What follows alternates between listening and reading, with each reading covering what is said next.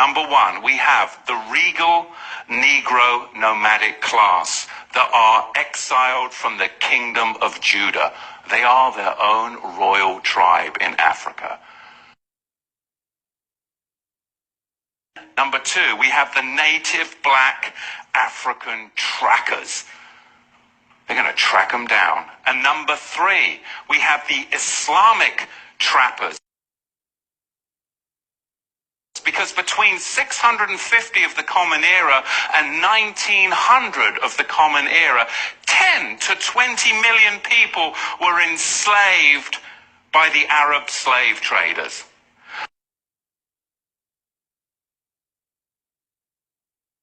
Over 20 million enslaved Africans were delivered through the Trans-Sahara route to the Islamic world.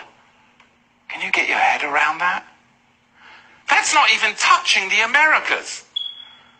Over 80 million more blacks died at the hands of Islam en route. And number four, we have Ashkenazi Khazar Jewish ship merchants. And of course, the Portuguese and the British Ashkenazi were the main buyers. Islam and the Ashkenazi, those that say that they are Jews and are not, were the main sellers that worked with the indigenous black Africans to trap the regal Negro house of... You see, the Romans, they were globalists. Then and now, they just migrated to Gaul, Ashkenazi, the sellers, and Britain, the British, of course, the buyers.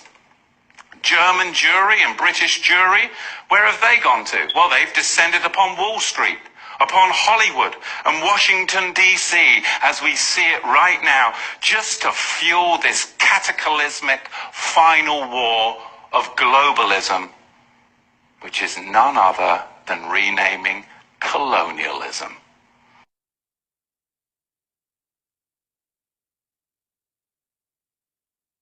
To go back before the 16th century to understand the roots of it. So we're going to see, as we dig into this, where this slavery came from, because it was really a system that was very, very well crafted. There was Islamic masters, and there were white Ashkenazi Khazar ship owners. There were the buyers and the sellers. And they're not going to fill you in on all of this, but really you've got a four-tier system. Number one, you have the Negro nomads that were exiled from the kingdom of Judah.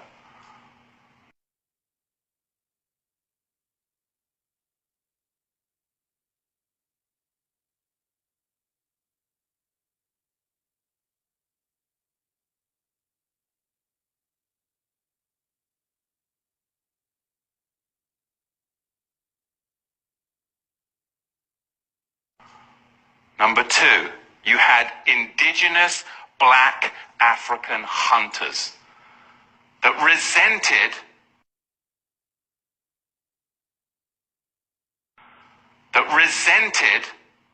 the regal Negro nomads that had come into their territory with their own customs, with their own laws that were different and would not assimilate into their tribal culture. They were their own tribe. They were the regal house of Judah. And number three, you had Islamic trappers. You had them sell them to the Ashkenazi ship merchants, along with many Portuguese and British.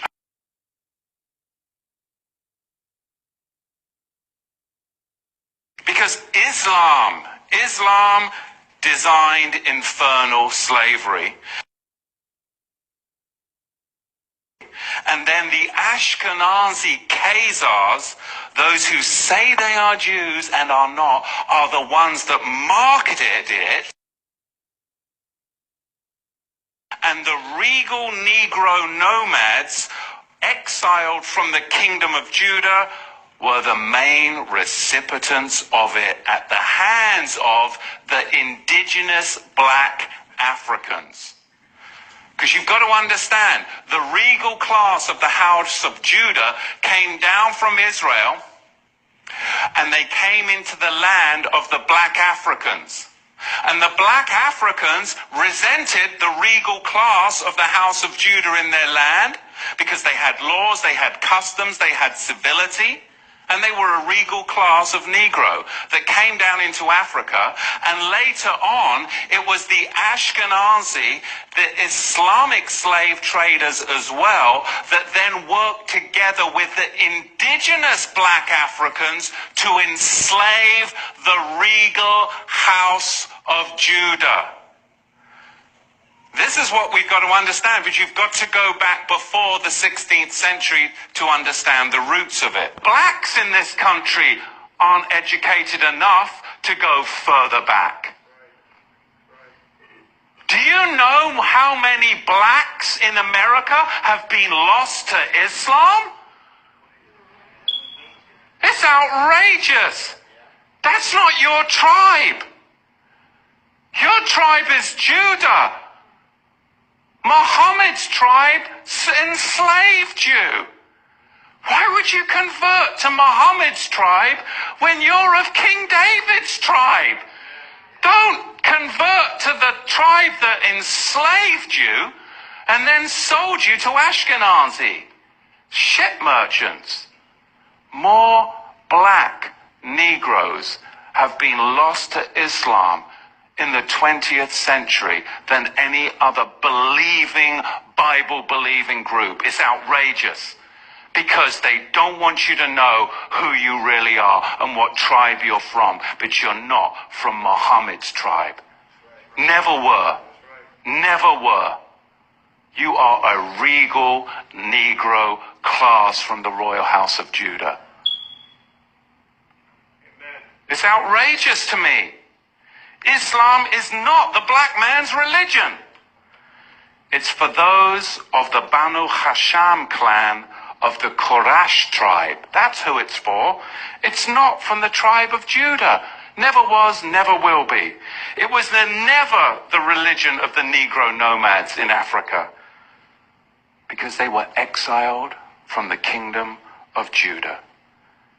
In Joel chapter 3, verse 6, it talks about these indigenous black Africans in collusion with the Ashkenazi, because they were selling the Negro house of Judah to the Greeks. And who did the Greeks? The Greeks, they invented democracy, didn't they? Didn't they just? You see, Africans weren't selling their own people. They were selling a tribe that had encroached upon their land, a higher educated, regal class that had judges, coppersmiths, goldsmiths, and all of this, and they did not assimilate in, and they wanted their stuff, and they wanted to get paid by Islam, and Islam wanted to get paid by the Ashkenazi ship merchants. Crazy, man. The Igbo tribe of Africa, they're Jewish. If you were to look, just look at old maps of the African slaving maps. There's an old map of, I think it's Guinea in maybe in the 1720s, 1730s. There's this old map, and it's called a slave coast map.